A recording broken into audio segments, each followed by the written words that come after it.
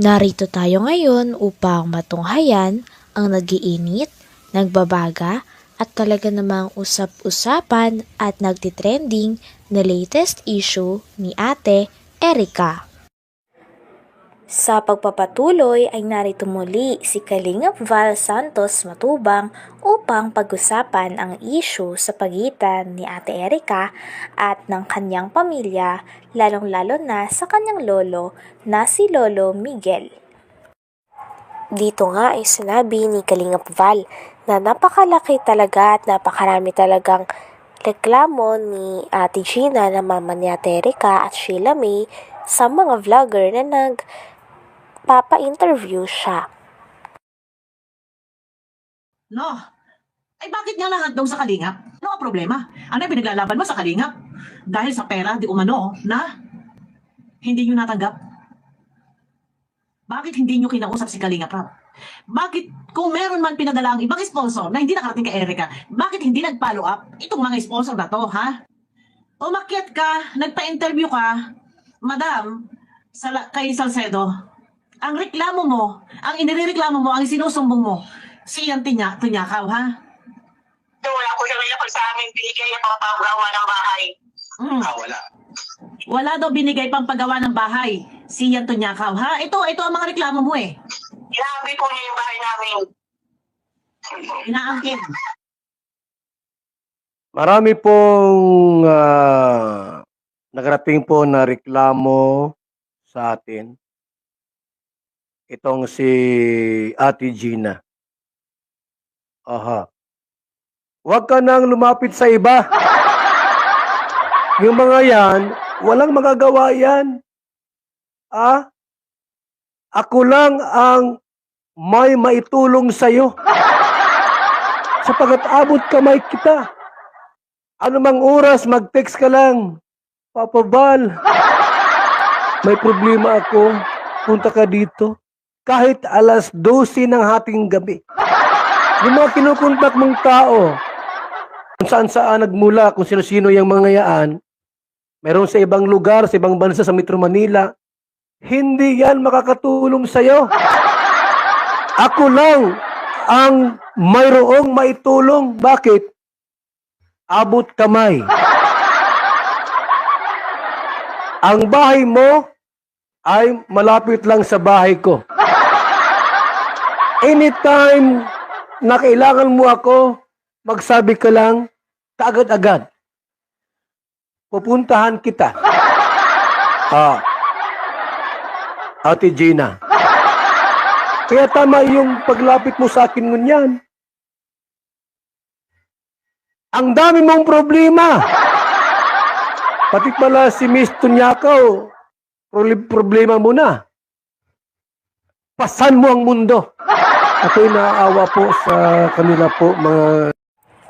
May nagsabi pa nga na gusto daw iparating ni Ate Gina na mama ni Ate Erica at Sheila May ang kanilang away sa Raffy Tulfo. Sabi naman ni Kalingap Val ay hindi na daw yon kailangan sapagkat si Kalingap Val lang daw ang tanging makakatulong sa kanila. Si Kalingap Val daw ang kanilang lapitan kung gusto nilang magkaayos-ayos lahat. Doon sa mga walang alam. Sa Manila, ibang bansa, o sino yung kausap mo, wala silang maitutulong sa'yo. Ako lang. Ang may maitutulong. Malapit sa Las Park na gusto nila makarating kay Raffy Tulfo. Wala yan! Alis yan! Ako lang ang makatulong sa'yo dito. Bakit? Abot kamay, di kita. Anong sunod mo? Di kita iiwanan. Ate Gina. Wala kang gastos dito. Mapatulpo ka, makakuha kang pamasahe. Mapa-schedule ka. Tapos, ang gagawin ng mga staff niya, tawagan mo si lolo mo. Sino yung ireklamo mo, Miss Gina? Sorita. Ay, reklamo ka po si Ina Tunyakaw Torres. Bakit? Ba't mo nireklamo yung babae? Hindi kami pinagawa ng bahay. O ngayon, sino pa? Yung papa ko po. Eh bakit mo nireklamo yung papa mo? Pinapagawa ni Val Santos Matubang ng bahay. Wawa po mga kaibigan, no? Ang sabi ng nanay sumabat, opo sir, kaya nga po kami lumapit sa inyo para humingi ng tulong. Humingi ng tulong. Kasi nga dinudurog daw si Erica. Eto guys, at kailangan kasi simulan muna natin. Saan dinodorog si Erika? Ako love na love ko yan. Si Erika. Since birth, love na love ko yan. Mahal ko yan si Erika at taga Basod. Sa Barangay Mangkamagong yan. Lahat ng taga Barangay Mangkamagong, love na love ni Val Santos Matubang. Matakbo ako ng Bukalay, board member. Bubuto sa akin sila lahat yan. Yung taga Mangkamagong. Si Kapitan, love na love ko yan. Ano yan baga si Vanessa sa Barangay Mangkamagong? Sabi pa nga sa reaction video ay kaya daw lumapit si Ate Gina na mama ni Ate Erica at Sheila May sa isang vlogger. Ito ay dahil gusto daw nila humingi ng tulong sapagkat nababalitaan daw nila na marami ng vlogger ang nangbabash at marami na ring mga viewers ang ayaw at kinakancel si Ate Erica. Talagang parang nga sa mama ni Ate Erica ay parang dinudurog daw ang kanyang anak. Sabi naman ni Kalingap Val ay sino daw ang dumudurog kay Ate Erica sapagkat siya ay mahal niya daw si Ate Erica. Sorita. Ay reklamo ka po si Inatunyakaw Torres. Bakit? Ba't mo nireklamo yung babae? Hindi kami pinagawa ng bahay. O ngayon, sino pa? Yung papa ko po. Eh bakit mo nireklamo yung papa mo? Pinapagawa ni Val Santos Matubang ng bahay.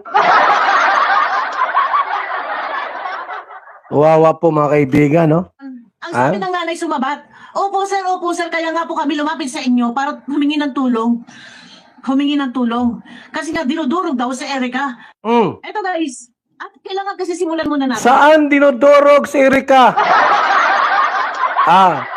Ako love na love ko yan. Si Erika. Since birth, love na love ko yan. Mahal ko yan si Erika at taga Basod. Sa Barangay Mangkamagong yan. Lahat ng taga Barangay Mangkamagong, love na love ni Val Santos Matubang. Matakbo ako ng Bukalay, board member. Bubuto sa akin sila lahat yan. Yung taga Mangkamagong. Si Kapitan, love na love ko yan. Ano yan baga si Vanessa sa Barangay Mangkamagong? Kaya lahat ng mga taga Barangay Mangkamagong, love na love ko. Lalo na si Erika at saka si Gina. Para malinaw. Kasi hindi tayo pwedeng dumiretso na. Ito, para maintindihan ninyo, kung ano ang pinaglalaban niya, nado siya sa laban kay Ian Tonyakaw, kaya nga siya nagpa-interview. Kasi ang daming mga pasabog ni Ian Tonyakaw. Pero bakit nga nalihis ang sa kalingap?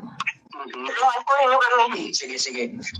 Kung ganito, maitulong ko, halimbawa kung may matitirhan sa Maynila, para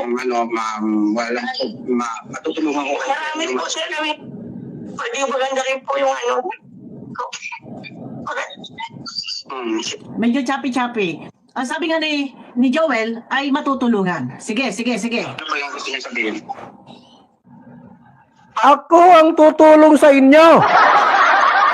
Walang iba. Hanggang dito na lamang muna ang ating nag-iinit, nagbabaga, pinag-uusapan at talaga namang nagtitrending na latest issue ni Ate Erica. Maraming salamat sa inyong panunood. Hanggang sa muli. Bye!